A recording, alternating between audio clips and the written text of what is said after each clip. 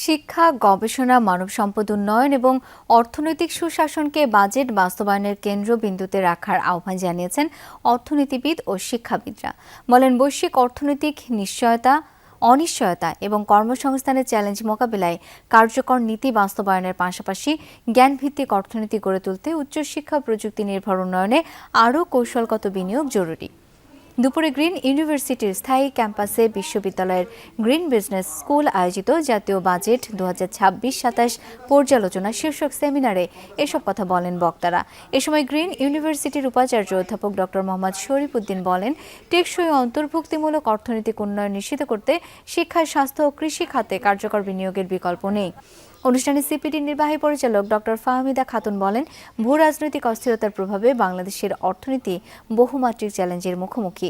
এই পরিস্থিতিতে ব্যাংকিং খাতের সংস্কার, খেলাপি ঋণ হ্রাস, আর্থিক সুশাসন প্রতিষ্ঠা এবং কর্মসংস্থান বৃদ্ধিমুখী নীতি গ্রহণের আহ্বান জানান তিনি। একদিকে এডুকেশনাল প্রায়োরিটি দিতে হবে, বাংলাদেশ এগ্রিকালচারাল কান্ট্রি, এগ্রিকালচারকে প্রায়োরিটি দিতে হবে।